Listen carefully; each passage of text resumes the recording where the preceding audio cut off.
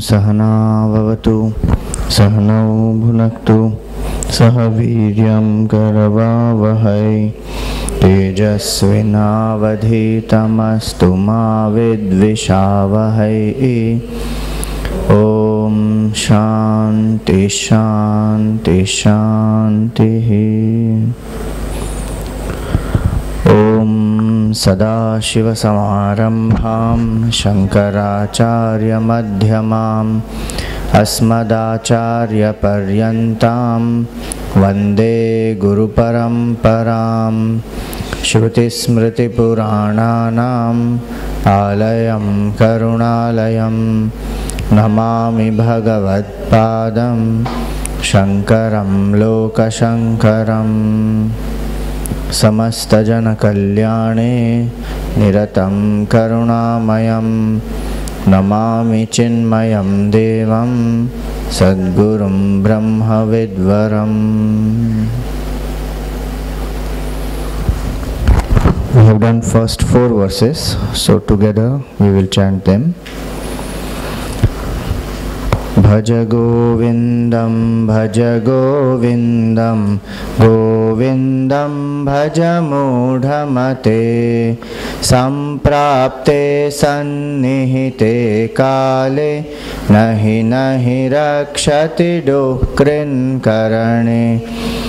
मूढजहि धनागमतृष्णां कुरु सद्बुद्धिं मनसि वितृष्णां।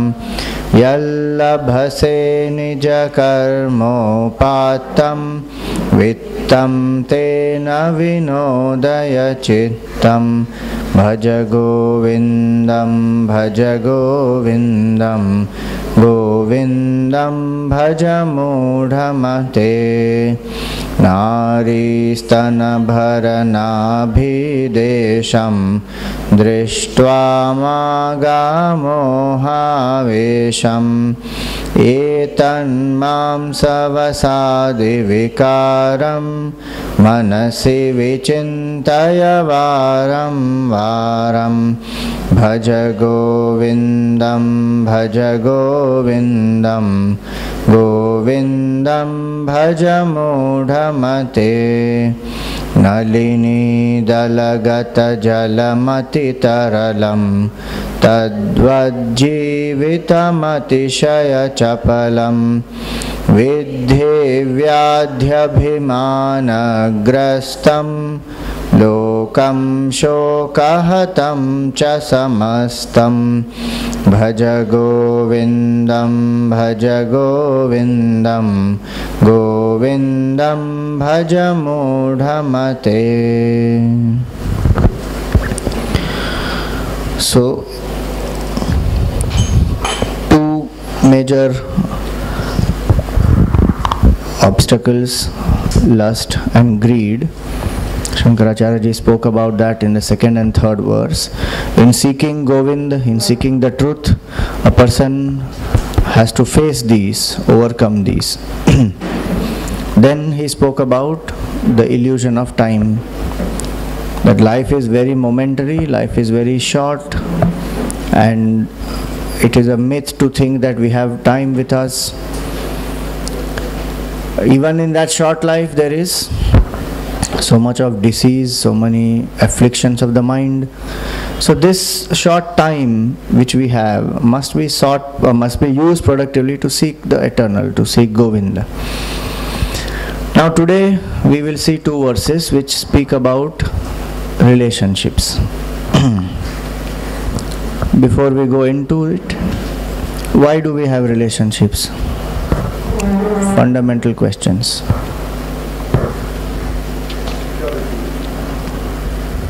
We have relationship for security. Okay. Sense of attachment. We need somebody to get attached to, that's why? Okay. What else?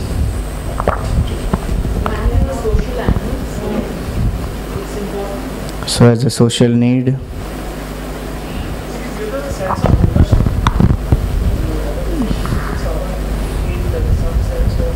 Belonging. Okay. What else?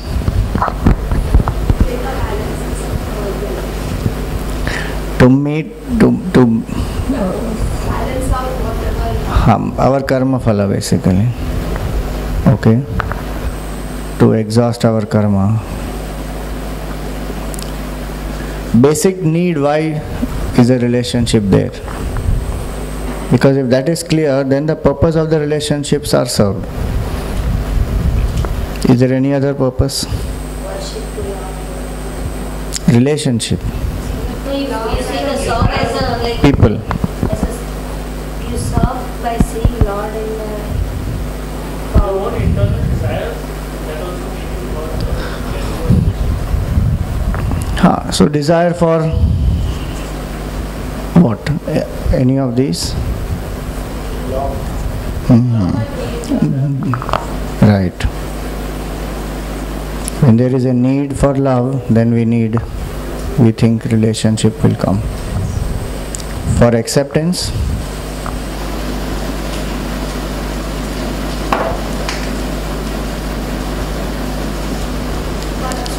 companionship,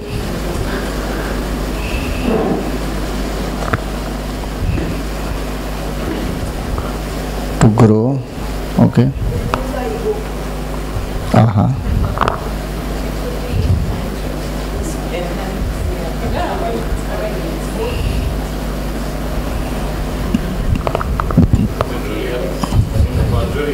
Exactly. That is true. In satsang this happens. This is the answer. Anything else is the purpose of a relationship.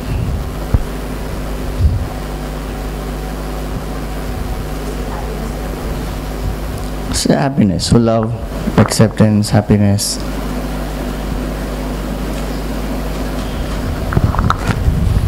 Anything else? I'm not looking for a specific answer, I'm just asking.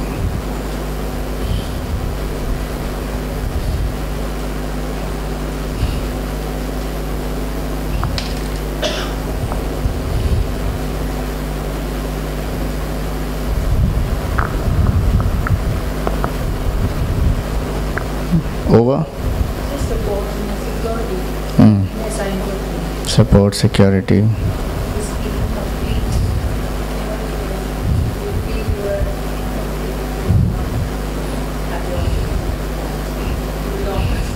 Yeah, so that's just belonging, completeness, companionship. Okay.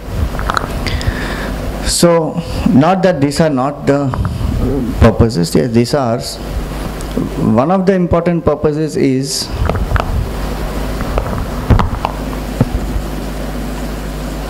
to know myself. Someone said very nicely that relationships are the mirrors of life.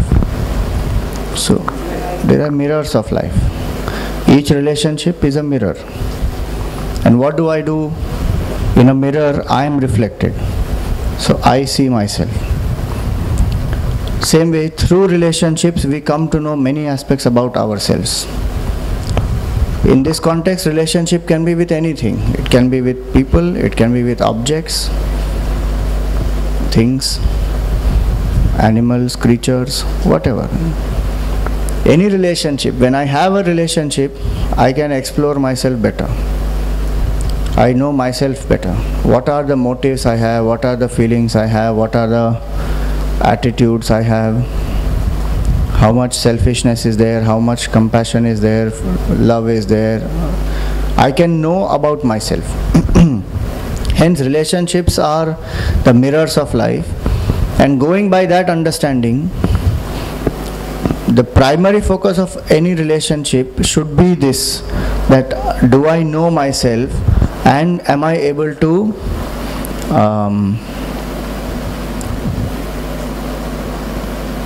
what is the word? Am I able to understand my own self and grow in all aspects, emotional, physical, intellectual, spiritual? Because in a relationship, in some specific relationship, all the four are possible. In some others, only about emotions it will be. Many times relationships stop there. Few go up to the intellectual level. Many don't have a spiritual basis at all. So in a relationship, I can know myself, I can integrate myself.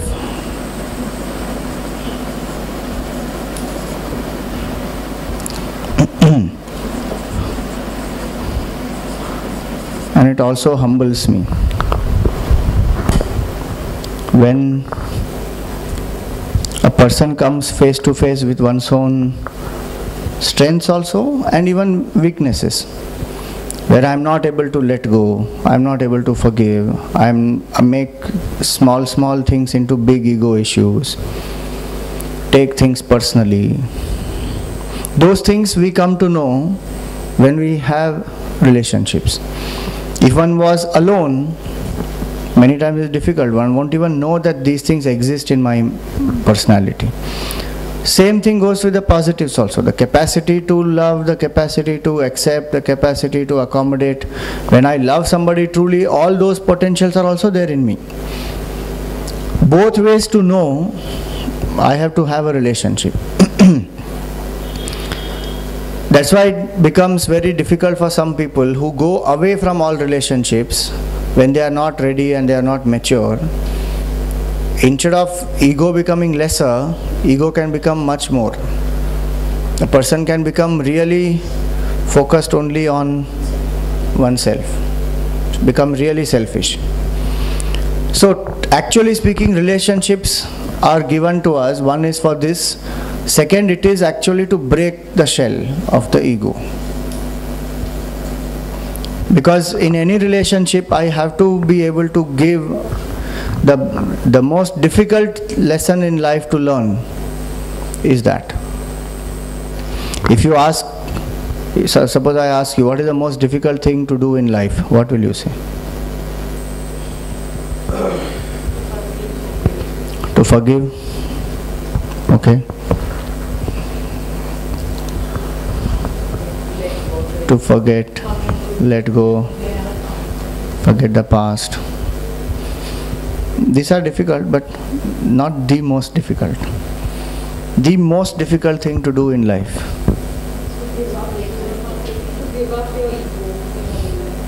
So one can say to give up the ego. One more. To break free from everything and just be to detach. Okay. One more aspect. These are the different sides of the same thing. Give up the ego, detach. One more aspect.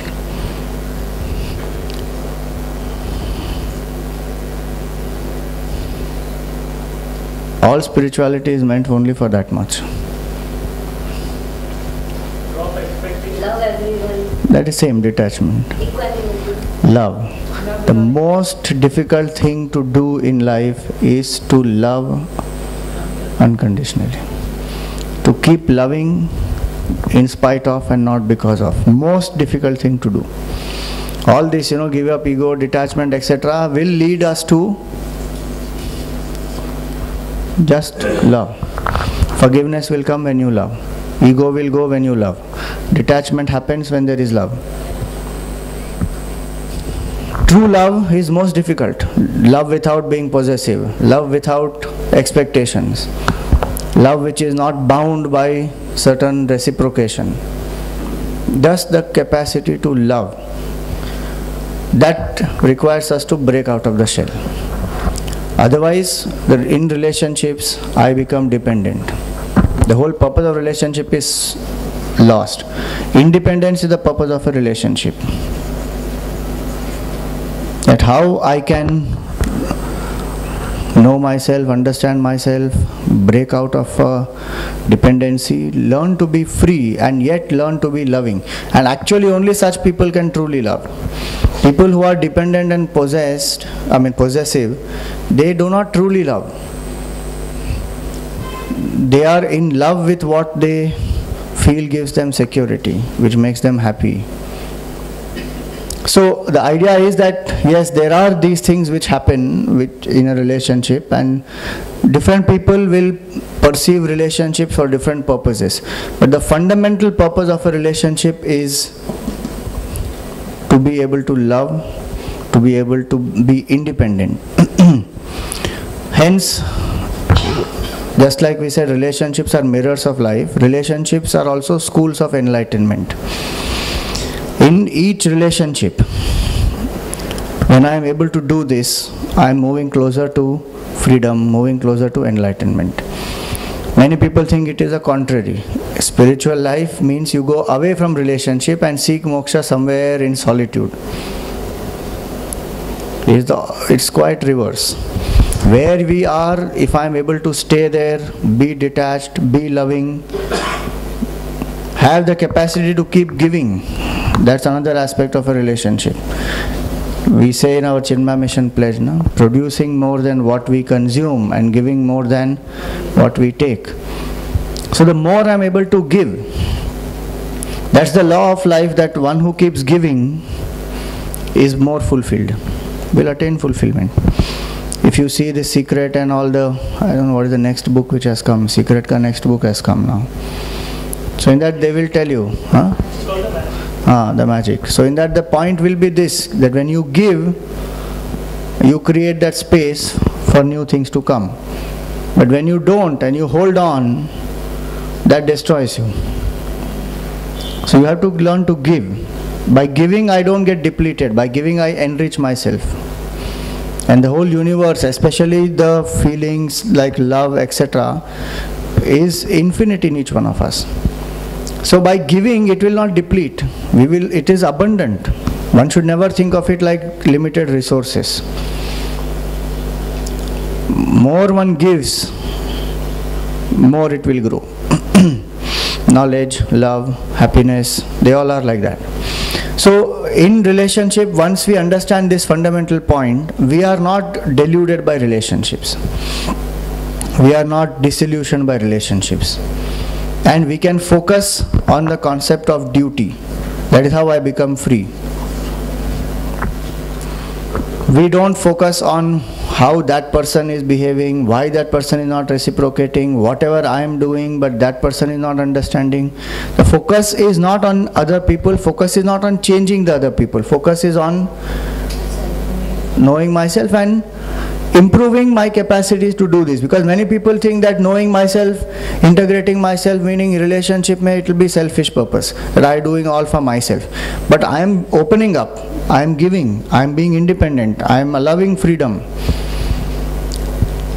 If there is freedom, that healthy relationship is healthy. There is love and freedom together. Where there is constant sense of duty and giving, that am I focused, am I able to do my duty, am I able to do what I should be doing, or am I waiting, or am I ignoring, or am I taking it for granted? These are things that one asks oneself when the fundamental purpose of a relationship is served.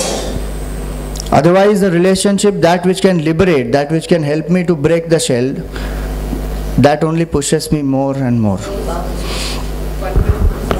Service also, yeah, giving, service, duty. So we don't have to have this special action called seva. That okay, now I am going and serving the poor and serving the illiterate and serving those who are sick. That can be done, not a problem.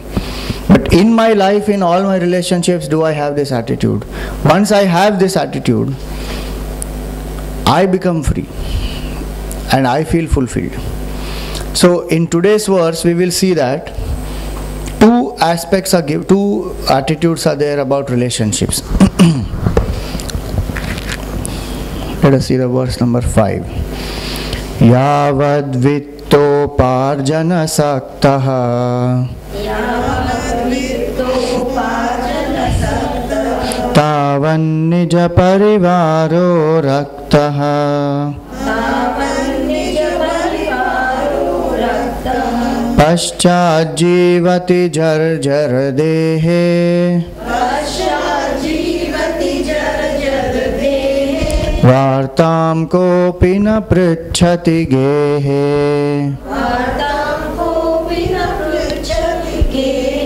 भज गोविन्दं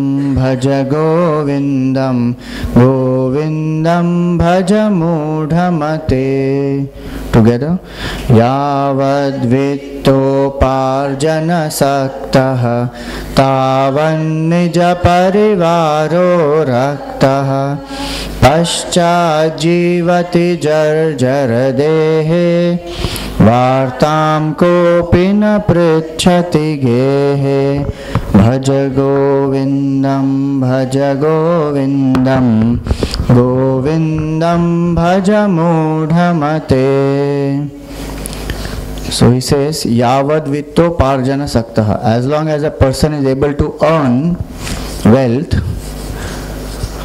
tavan nija parivaro raktaha. Till then, people are attached to that person, people care for that person. Paschat jivati. After that, when body becomes old, a person is incapable of earning or being productive, and one has to live. Vartam kopina pritchati gehe. Nobody will even bother to ask how are you. Where? Not outside. Gehe, in your own house. The very same people who were so concerned about you and your well-being, etc., don't even bother. So it is said that as long as you are capable of earning wealth, being productive, everybody bothers about your welfare. And the moment you become unproductive, they are waiting for your farewell. Ki kab jayenge? It's a sad reality of life. Just think. So what did they actually love? They loved me or my productivity or the result of my productivity. What did they love? How many old age homes are increasing everywhere? Individualistic thinking. What all the parents have done and made us what we are, and they are dumped into an old age house. Even that is better. In some places what happens is terrible. They just come, they just leave. Many of them from villages, they bring their parents to the city, old parents. They come, leave them in the city, and then they say, I'll just finish some work and come, and they don't return, disappear. Yeah, on the station or somewhere on the road, somewhere on the platform, they just leave them. And imagine the parent, what the parent would feel when one is dumped like that. This applies not only to this scenario where a person becomes old, unproductive. This applies, the basic point here is that do not be dependent on relationships. Do not derive your security and strength from relationships, because each one lives for oneself. In this world it is the law. The law is like that majority lives like that, selfishly. Gurudev writes in his commentary, nothing for nothing is the law of this life. In corporate language, what they say? There are no free lunches. Everything comes with strings attached. As long as somebody is useful to me, I am very happy to associate. The moment I find that there is nothing that I can benefit, in this, what is this? Youngsters use this very often. WhatsApp message me. WIIFM means what? What's in it for me? What's in it for me? If there is something in it for me, then I come. Otherwise, I don't bother. That applies to so many relationships. As long as somebody is useful, I happily relate. After that, dump, and dump in such an unceremonious way that terrible. One heart breaks sometimes. Few decades back, one decade back, I think. In America, they did that research that why there are so many cases of breakups and divorces and all that. You know what they found? One of the main reasons is the disposable culture. That disposable cup and disposable plate and disposable spoon, use and throw, use and throw, use and throw. That attitude shifted onto relationships also, that till somebody is useful, use them, after that dump them. Whether it is in business, in relationships, in personal life, social life, anywhere. Till something is beneficial to me, I relate with it. After that, drop. So the idea here is, should we become bitter? Should we stop loving people? No, the idea is Bhaja Govindam. You continue to love people, continue to grow, because this is the fundamental point. People who are insecure will do all this. People who are secure continue to love in spite of, they don't bother. But they hold on to Bhagwan. That's why Bhaja Govindam. Let the relationships not be the cause of me ignoring that which is the truth, which is reality. How many times we ignore our puja, our satsang, our meditation, our study. For what? For relationships. One is not saying don't do the duty. That is very clearly understood before itself. Do the duty. But that duty has to be in perspective. When I am attached, I just lose perspective and I get focused only on that one thing or that one relationship. And then when my heart breaks, I am devastated because I did not invest my time, my energy for other things. I became so centered only on that one. Hence, when we live, we have to live in that way that I don't lose the grip on that which is eternal. Because relationships are temporary. There's a nice example in Adhyatma Ramayana where it says that relationships are like the straw which are floating in the river. For some time the straw pieces come together and they are as though, traveling together. Very soon they part ways. So all our relationships are like that. They are very temporary. And when we understand this, we use the relationship for the basic purpose to break out of the shell. A person who has understood this, no relationship can ever break that person's heart after that. Because now I am not dependent on any relationship. I have learned the art of loving, I have learned the art of giving, I have learned the art of forgiving, and I have learned the art of breaking out of the shell so that I am free. So here he says that as long as somebody is productive, that person will be respected. So idea is not to become bitter, idea is not to stop loving. Some people, they will even have idea of revenge, that if this person did this to me, I am not productive, I was in failures, I will bounce back, I will succeed, and then I will show it to them and I will insult them and I will give it back to them.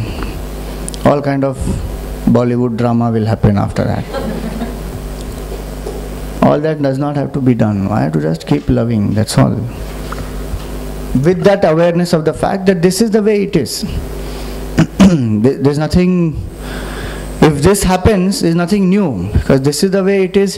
Human being lives in such a shell in ego that it is not easy for everyone to do this, to break out of the ego, to go out and love. So those who are spiritual, those who have understood the depth of it, that how when I open up, I become so happy, I am free from my insecurities. Otherwise I am clinging on to somebody and I am scared, I am possessive, I am disturbed, I become jealous, all those things happen. So when I have understood all those, I am able to let go. I live a more free life. So a person will not get disappointed, will not get disillusioned. Person will be able to love more in spite of these things happening. Otherwise for small things, how much people do. They get dejected, disappointed, start drinking alcohol, do what all things, get into drugs, some of them even commit suicide. Why? Because somebody just broke their heart and somebody did not care for them. This is a hard fact of life, that people will respect us only for what we have. Very few people. The second scenario will come where even if there are people who really love you for who you are, for how long they will be with you? Only for a short while. So what should be our attitude? Our attitude should be, first we should know that each one of us are alone. Even though we may have as many relationships as we have. If I can come to terms with this fact that I am alone in this journey of life, I am walking my path. Each one has their own path to walk. In this journey, how much I evolve depends on how I use my relationships in this way. That how I am able to break out of the shell of loneliness, and I am able to identify with more and more people, love more and more. So the law of life is this, that when I see goodness, then I start identifying with people. Identification starts. When identification starts, love is born. Very simple. When I see goodness in my country, I identify as a proud Indian. When I am a proud Indian, I will love my country. Same thing applies in any relationship. It can even be from identification to love. And goodness is that which helps that identification. When I see the goodness in my child, or when I just identify with my child, that this is my child, then the love starts. So where there is identification, there is love. So the more I am able to break out of my shell and identify with people. Today I identify with few people. These are my family members, these are my close friends. Because I have certain identification, these are my people. That identification should not become possessiveness. So how do I increase my identification? The more I identify with people at different levels, I can identify that we all are, let us say, Mumbaiites, and we all are human beings, we all are Indians. Any level of identification, whichever level, the higher the level of identification, greater will be the sense of breaking out of the shell. Greater will be the sense of love. Relationships, I mean, all these points are okay, but practical life, people you love only are the people who actually put you down in pieces. So their comments are the comments which actually sting you more than, and then is it that we need to first correct ourselves, our attitude according to this? Exactly. Then that impact will... Yeah, that is what we are saying, that our attitude we have to change through our relationships. Then that impact will not happen. See, the words of somebody who is close to me hurt me because of their words or because of my attachment to them. It's not their words that actually hurt me. It is because, why did this person say? If some fellow out there says you are a fool, doesn't matter. But if somebody close to me says you are a fool, I take it to heart. Oh my God, why did this person say? So is it that word which hurt me, or is it the sentiment that hurt me, or actually it is my attachment because of which I got hurt? The question was that when he says this, that when you are unable to provide or unable, you are rejected, could people look at it as it's okay to reject? That's not the... No, that's not the point. That's not the meaning to take. That's not the meaning to take at all. It's not that, okay, keep rejecting people who are not productive. No, that's not the meaning here. This is one fact of life. Yeah, it should not be taken like that. This may be a fact because people who are insecure will do this. The point to understand is that people who are insecure will do this because they themselves are insecure. They are looking on for somebody for their happiness. They are depending on someone else for their security. And when they feel that no, this person cannot give me happiness, this person cannot make me secure, this person cannot give me love, full stop, it'll drop. So they were not primarily in it for the sake of you, they were primarily in it for the capacity you had to satisfy their desire. That's all. That applies to every object. So in Brihadaranyaka there is a very powerful line that a husband tells his wife. It's not some renunciate who is saying this. A husband tells his wife that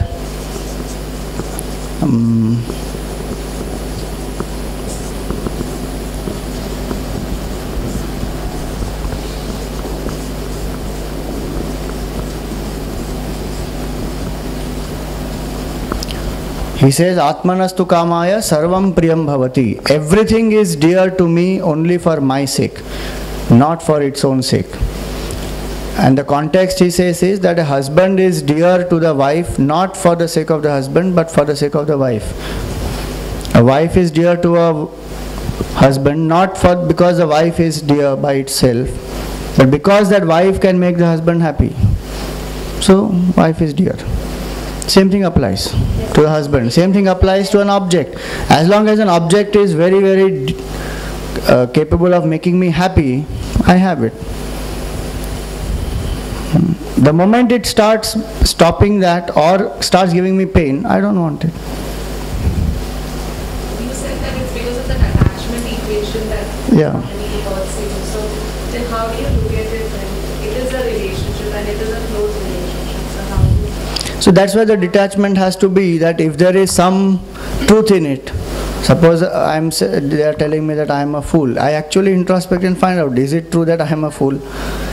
If it is true, I change. If it is not true, I drop it, saying, okay, forget it. Maybe that person was irritated, maybe that person was insecure, maybe that person was going through a disturbed mood of mind, something, drop it. That objectivity we don't have because we get so stuck or because of expectation that I expect this person only to praise me, I expect this person only to be loving to me, I don't expect this person to say this. After all that I have done for this person, why did this person do this to me? One small little thing it will be, but it will be blown up. Sometimes you understand, but by habit things happen. So that's what it is. Spirituality is to not go by habit, it is to go by conscious thinking. Conscious living is spirituality. So if I detect myself habitually reacting or responding, I have to stop immediately. If I've understood you correctly, you made a statement, the higher the circle of identification, the higher the chance of breaking the shell. Yeah. Can you just elaborate? Yeah, the higher the circle of identification, the easier it is for me to get out of my ego. Suppose I identify myself as only a Mumbaikar, then I have created one more circle. Then I start branding, अरे ये तो मद्रासी है, ये बंगाली है, ये ऐसा है, वो वैसा है, I am Mumbaikar. If I say only Maharashtra, then whatever. Maharashtra, my Maharashtra and all that. I don't identify with India. But the moment I identify with India, I become so much more accommodative. I break out of my ego of being only a particular, forget India, people are stuck even in Mumbai to one area. I belong to the suburb, you belong to the city. Even in that suburb and city, I am Andheri East person, you are Andheri West person. And then we come to spirituality where we speak about one Brahman which is all pervasive. But I am localized in Andheri West. Functionally it may be true, but where psychological identification happens, that is called the shell, the ego. So I break out of that. I identify with the vision of the company, then I am able to give my best. If I am individualistic, I think, Arey kya hai, I am getting my pay now, what does it matter? I did this much job, my duty is from this time to this time, full stop, I am going now. So the greater the identification, easier it is to break out of the shell, more you can serve, more you are fulfilled and happy, and you don't depend on small petty little things to become. Otherwise, where our happiness depends, that person did not smile, this person did not reciprocate, that person didn't say a thank you. How many people control our own happiness in relationships? Hence it is that the identification must break the shell. And don't wait that why other people are not breaking their shell. They are living in misery. Why don't we understand that? If they are not able to love me back, it is their problem. Why should I hold myself back? I should be able to give. On a practical plane, the relationship is essentially between two people. Now, today we made us aware, we are knowledgeable about the fact that you have to break the wall, get detached, become independent, your journey is alone. It's not necessary the other person understands. It's very easy to quantify you as selfish. Correct. So, on a practical plane, while each one's journey is individual, how does one share this vision with every person that you are having a relationship with? One has to, yeah, one is by your giving. See, when you are walking your journey alone, you are not stopping this. Huh? So when you are being able to give, forgive, serve and express love, the person will understand. That is the biggest learning, not our words, not our talking. It will show in our actions, it will show in the feeling, number one. Number two is there a choice? If I understand that clearly, that is there a choice between living in this way and living in the shell? Honestly, there is no choice. Either two people continue to live in the shell and suffer, or decide to break open. One of them breaks open, chances are that other person also can break open. This looks idealistic, but I am telling you it is not. It is very liberating. Even little you practice this, that I give in spite of what people do, it is very liberating. I can tell you from my experience also. So essentially, the sadhana in this is to be giving and accommodating and do your duty effectively. Yes. Effective of what yes. person, and that person then will begin to realize where you are coming. May or may not begin to realize in your expected time, but somewhere or the other, the unconditional love that you have touches their heart. Even when we put the word duty, it becomes very difficult to do a thing. Do it for the sake of it, because I want to do it, not because it's my duty. Then things become very... Yeah, our equation in our mind is duty is equal to burden. Yeah. That you have to remove. So if that even is dropped, then I think it becomes even more... I tell you simple, all of us have done this also. It is not something which we have not done. How have we brought up our children? Did we not do all this? Did we say, even only if my child loves me back, I will give him love? No, you got to love. What do you do if the child doesn't give love back? At that time, what do you think? But child. That's all. Even the child grows up. Huh? The belief is that the child has no ego. Yeah, that has a limitation of the example, that the child has no ego, child will grow up. The somebody has done wantedly, then my ego comes up, कि उसने भी wantedly किया तो मैं भी क्यों करूं? Why will I go out and give? That's the reason why you have to go out and give.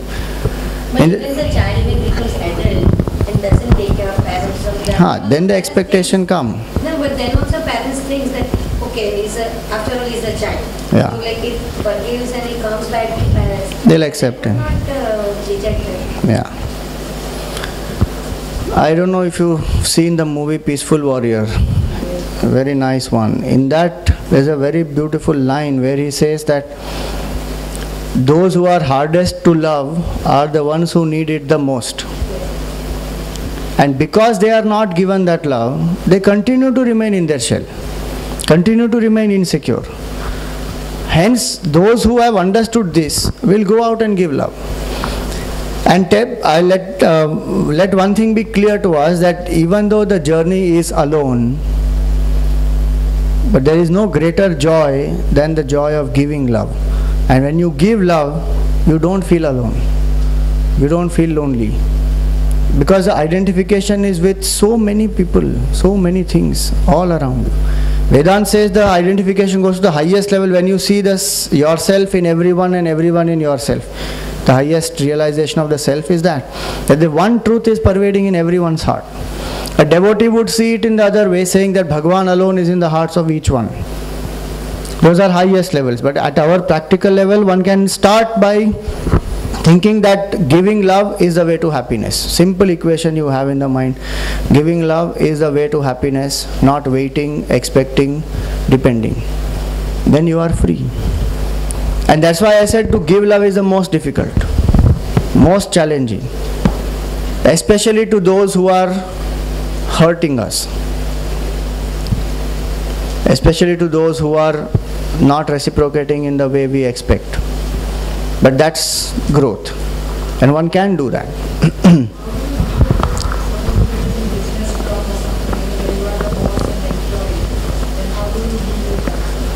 There is a...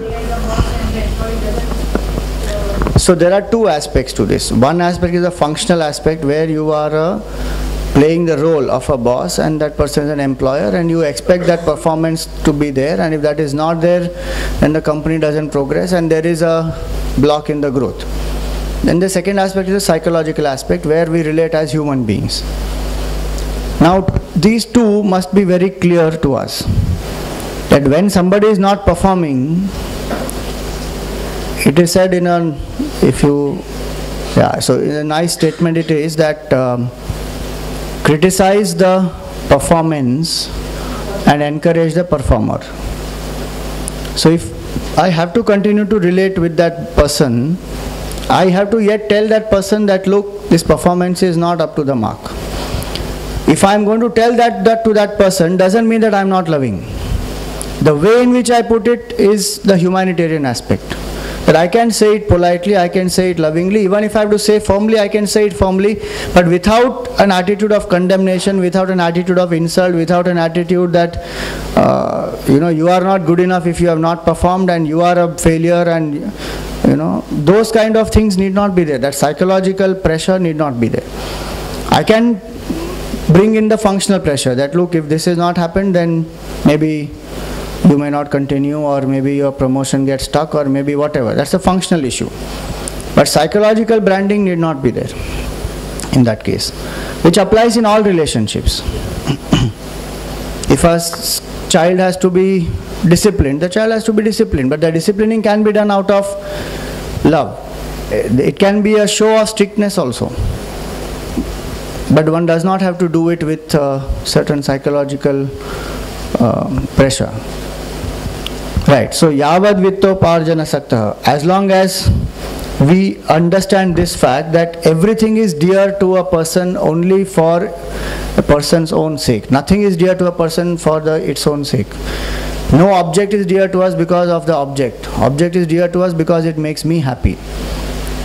So he says this in Brihadaranyaka, this Rishi tells this to his wife, that nothing is dear to a person for its own sake. What is the revelation for this? When we understand this fact clearly, two things happen. We understand very clearly that how each person loves themselves most, so we don't expect them to love us more than they love themselves. Because the bottom line is that each one loves themselves more than anyone else.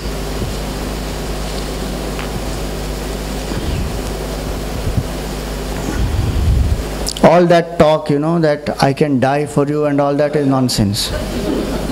It's all drama. Nobody dies for anybody. Maximum sacrifice is you hold on to your country, and maybe you sacrifice your life for that, or things like that. For individual, few people maybe, but otherwise no. Each one lives for themselves. This is a fact of life, and if I understand this fact of life, my expectations will never be unrealistic. If you remember, we had seen this in one of the earlier classes, that when you have expectations, disappointment is natural. And it is not possible for me not to have expectations at all. But it is possible for me to remove the unrealistic expectations. And unrealistic expectations are all these, that somebody will live for me, somebody will die for me, somebody will sacrifice for me, somebody will do this for me. Each one does things for themselves only, as long as it makes them happy. That is one revelation. Then second point to understand in this is, that is why I can break out of the shell and go out to give true love. Because each one is living only for themselves, including me. So if I am living only for myself, that is where I feel insecure, that is where I get dependent, that is why I want to possess somebody. So why should my happiness depend on anything? My nature is love. That is the most important revelation of this, that we love somebody only because they make us happy. And whom do you love the most? Yourself, which means your nature is love and happiness. How do you take the example of somebody like Mother Teresa or Gandhi, or somebody who went beyond their own desires to work for others? Same thing, they broke the shell, no? No, but then when one understands that everybody is doing it for their own self, here they are putting themselves down and they are helping people out. So how do you... Because they have understood that each one loves themselves, That is the reason why they are in the shell, they are suffering. And hence when I have understood this, I break out of my shell and go and serve and give love. When that love is touching to them, their shell also breaks. Slowly they will understand that. No? That means there would be at some point in your life, or at least some people around us who would be not loving themselves that much as they would go out and spread love. But See, it is the other way. When we say break the shell, does not mean don't love yourself. You love yourself, but you don't love only yourself. You cannot go out to love people till you are very accepting and loving to yourself. Even what I'm saying is that giving you happiness from, I mean, when you're loving everybody, you're doing your duty towards what That's a byproduct. it's also giving you happiness. So you're again doing it for yourself. That is not your objective. That I'm not doing this so that I will become happy. I'm doing it because I love. Like a mother is loving the child. Byproduct of that love is the happiness she will feel. Mother is not loving the child so that she will become happy. yeah, so then we should not go with the faith that everybody is selfish in this world. No, that is what I'm trying to. Yeah, you don't have to go by that faith at all. There will be people who are selfless also who will reciprocate. But you have to have this basic understanding also clear so that you are not disillusioned. Awareness has to be there. The fact that you're not, the world could be selfish, but it's about what you have to do with your own awareness. How Yeah. you No, because every time. You don't have to judge others कि ये selfish है. You don't have to do that. But you have to be aware when somebody is not reciprocating, don't be heartbroken. Yeah, that is fine. Bas. But at the same That time, is a kind like in aircraft, they say first tie up yourself and then help others when the is going down. First you take care of yourself. No, so point is that this idea of understanding this is not to judge people that they are selfish and I am being selfless. No. But it's a fact of life. No? Selfishness is the majority. How many people are actually able to go out and give love? Including ourselves. We are not even telling right now that we are such level that we are able to go out and give love to everybody. We are selfless. To the extent we are selfless, to that extent we will be able to do all this. Somebody, why should we even make the judgment that X is selfish or not? Exactly. The judgment doesn't have to be made. And each one has his or her own journey. Right. And each one is going to act according to what is good for them. Right. So that's where it is. So if I understand this, that I am alone and they are also alone. Each of them are doing their journey. I don't have to stop loving. One. And I don't have to have unrealistic expectations from them. If they love back, fine. If they don't love back, fine. Doesn't matter. I keep giving. There are people who are having unrealistic expectations from you, say from the opposite side, and those are the kind of people who are not to love and respect. They only want things from you, how much of it you do. So then how do how do you go about this breakdown? So what you do there is, in your capacity, whatever you feel is possible to give, you give. Beyond that, you don't try to satisfy the opposite person. If you try to get their approval and their satisfaction, that is the pressure. I can give this much, this is my capacity, and I give that, and I give that happily. Beyond this, I am not able to. I stop there. Even if you want, you tell that person. If that person still is unrealistic, that is his or her problem. You can't help it. Because we don't have to satisfy them. Don't do it for satisfying their expectation. You do it up to your duty. That's why the whole thing is this.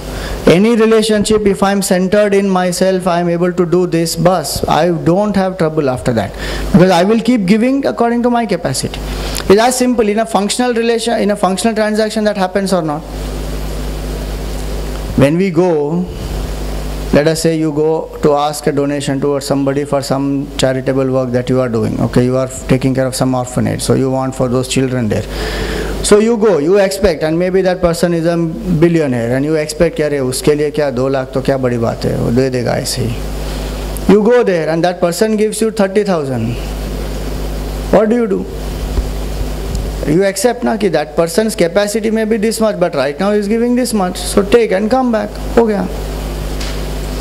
But if I have unrealistic expectation, I say, Nari, you are the billionaire, you have to give only, and you keep giving, and that person will say, look, I can give this much. right now I can't give you, take or go.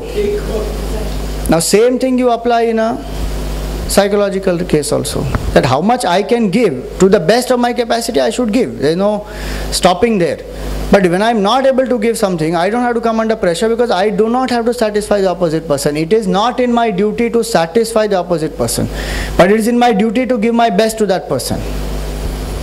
This fact has to be understood very clearly. Half of our problems in relationships will get solved the moment we understand this very clearly, that I don't have to satisfy the opposite person.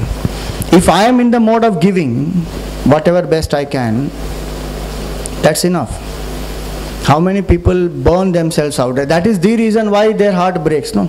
Because they say that I went out of my capacity to give, and that person did not reciprocate also, or did this to me, or hurt me. So if I went out of my capacity to give, that should have happened out of joy, not out of an expectation that now I am going out of my capacity, so that person should acknowledge. And then there is problem.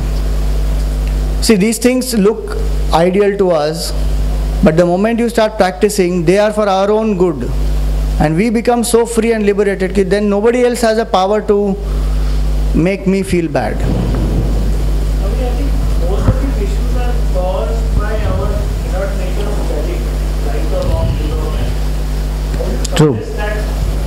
That Only by one aspect.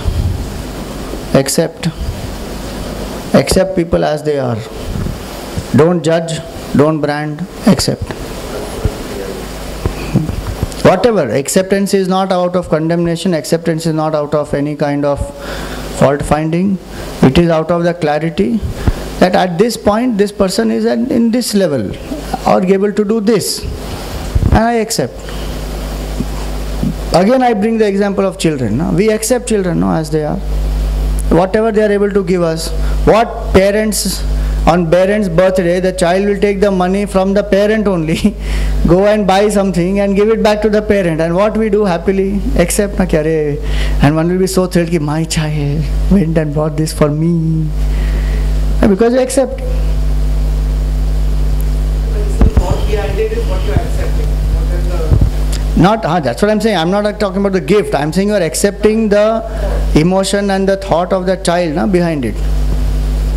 That time one is not judging, that time one is not branding. Where there is love, there will be acceptance.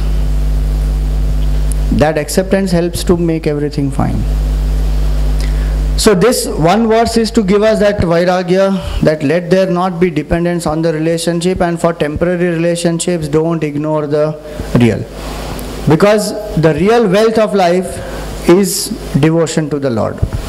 That's why when he says that as long as you are productive, people will care for you. After that they will not bother.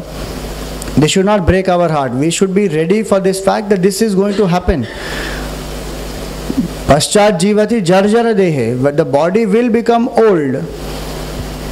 One will not even be able to stand properly, one will shake, shiver, hand will not, you can't hold the pen, you can't write, you can't see. At that time, natural tendency is to expect that somebody will take care of me, my children will take care of me, and somebody whom I have loved, who is with me, will take care of me, all that. But it may not happen. What do I do at that time? At that time already I am in physical trouble and pain and whatever I am going through, and now emotional shock also. Imagine, how do I prepare myself for it? Right from now I cut out my dependencies.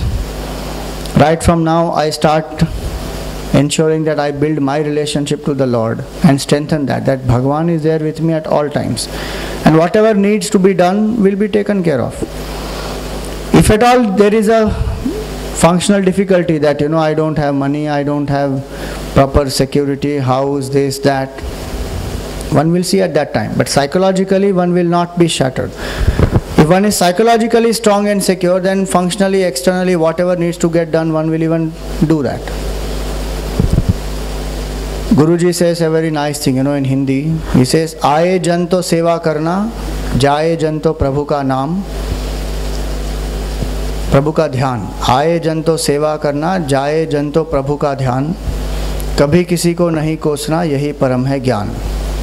If people are with you, be happy. If they go, you take the name of the Lord. Don't condemn, curse anybody, don't judge anybody. This is a relationship, knowledge about relationships. That आए जन तो सेवा करना, जाए जन तो प्रभु का ध्यान, कभी किसी को नहीं कोसना, यही परम है ज्ञान. How great masters have lived, is that is the way they have lived.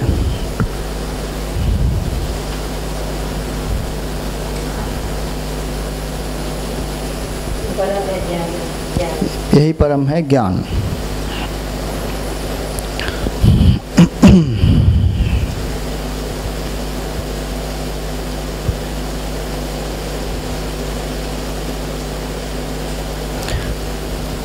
So if one says that no Swamiji, my family is very good, it doesn't matter, they will be with me at all times, they will not dump me like this. So then Shankaracharya gives us the next scenario. In verse number 6. Yavat pavano nivasati dehe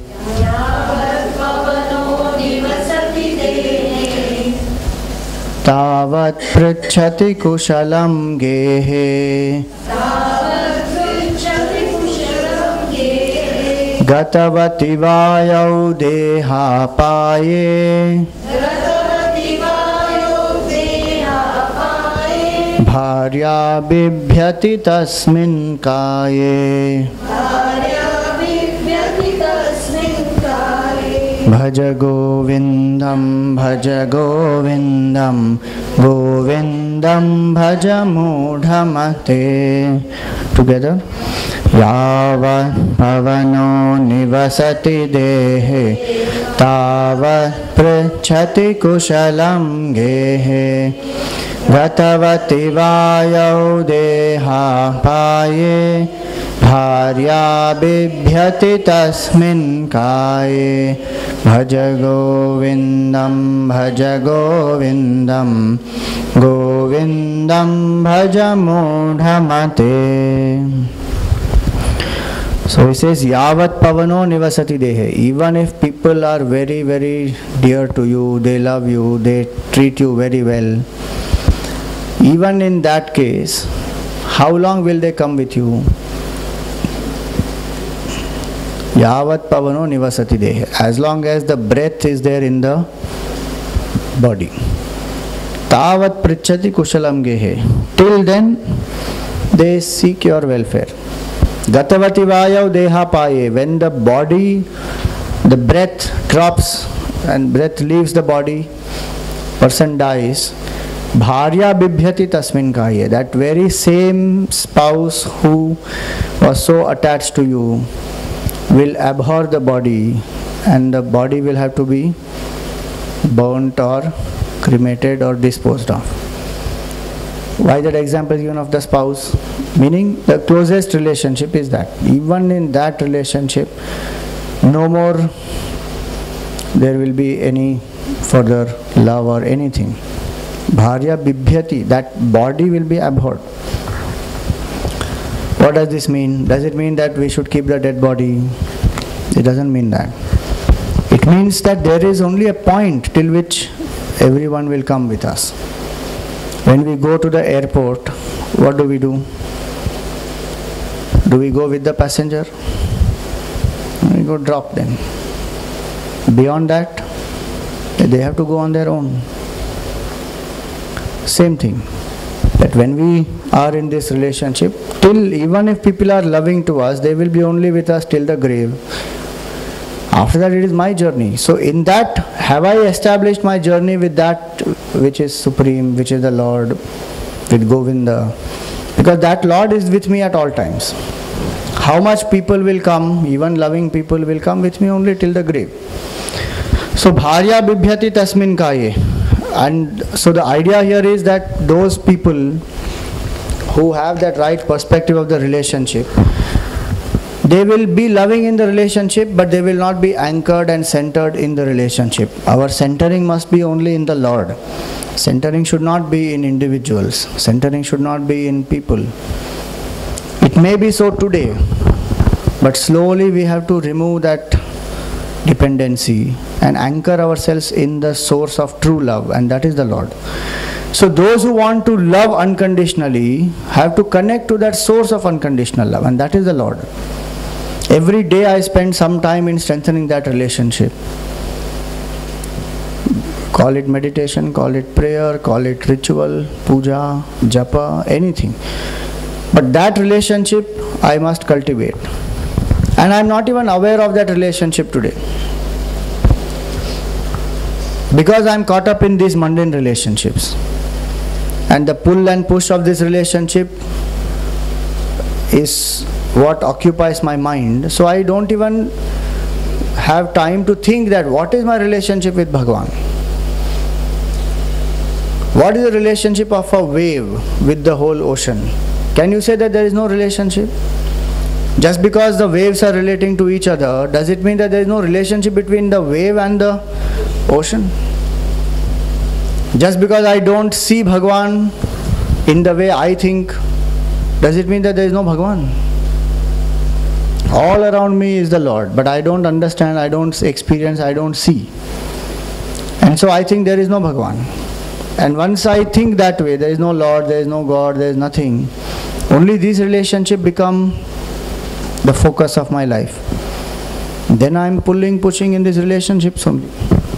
How much emotional energy goes in relationships? How much?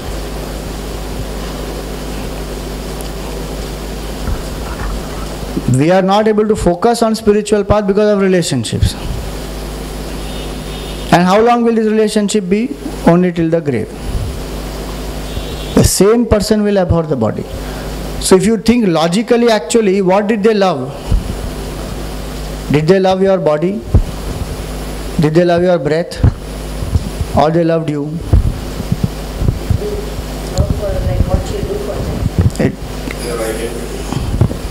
Technically speaking, as long as the breath was there in the body, they loved you. After that, they still love, but you are not there. You may say that. Aap to chale gaye.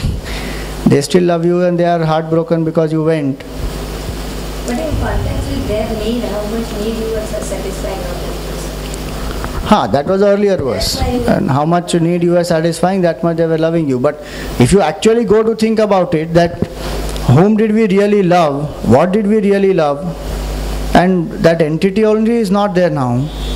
So what is my life? So many people, when their close dependent goes away, suddenly they become purposeless in life. No? What is the purpose? Till now I was latching on to this person and spending my time with the person. Now the person is gone. Now what is my purpose? There is nothing. One gets suddenly directionless. Those are the things we have to introspect and think, that it is not that we should not love our people, and it is not again an unrealistic scenario which is saying that because you will drop dead one day, you don't love the people who you have. It is not all that. The idea is that everybody will come with us only till a certain point, and my journey I have to walk. So did I spend time to cultivate that relationship which is the permanent one? What is my relationship with the totality? I have to understand that very clearly. Otherwise, with Jiva, when I have more and more relationship, I forget the relationship with Ishvara. And Jiva is not going to come with us. How much we prepare, we establish a relationship. When we have to go out somewhere, when we meet somebody new, we prepare from here that who will take care of me there when I go to that place, and where will I stay, whom will I meet, how will I eat, what all we do to prepare when we go from one place to another. What do we do when we are going to die? No clue one has. What will happen? Who will be there with me? What will be my future? Nothing. The delusion of this present life doesn't make us think these deeper aspects. That who was it who took care of me when I was in the womb? Was it my mother? My mother took a certain care. But who took care of my mother? That is my father. Who took care of all of them? somebody is there who is taking care of the whole thing. And imagine when we think about it. Suppose I have 5 children and all my 5 children have gone away somewhere, they have settled, and now they don't even call me. If I feel like talking, then I call them. How will the person feel, the parent?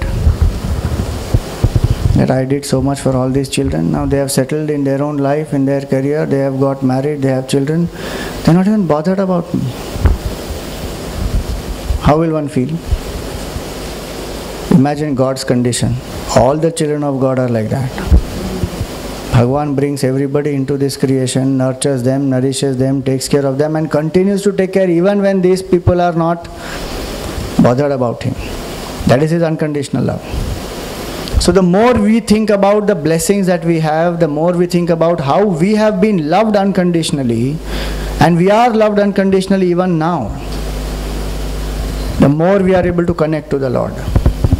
And the more we are able to connect to Him, we are centered in Him, our capacity to love increases. Otherwise it is impractical. No? How can you give unconditional love, receiving love which is conditioned from people? How are the saints able to love unconditionally? Because they are anchored in the Lord. So I have to ask myself, where am I anchored? Where am I centered? Am I centered in people? Am I centered in things? Am I centered in achievements?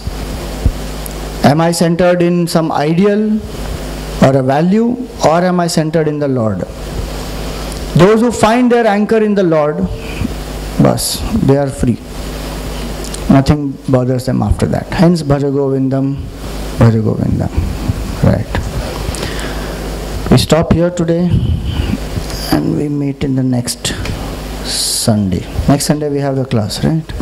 Yeah. Om Purnamada Purnamidam Purnat Purnamudachyate Purnasya Purnamadaya Purnameva Vasishyate. Om Shanti Shanti Shanti. Hari Om Shri Gurubhyo Namaha. Hari Om.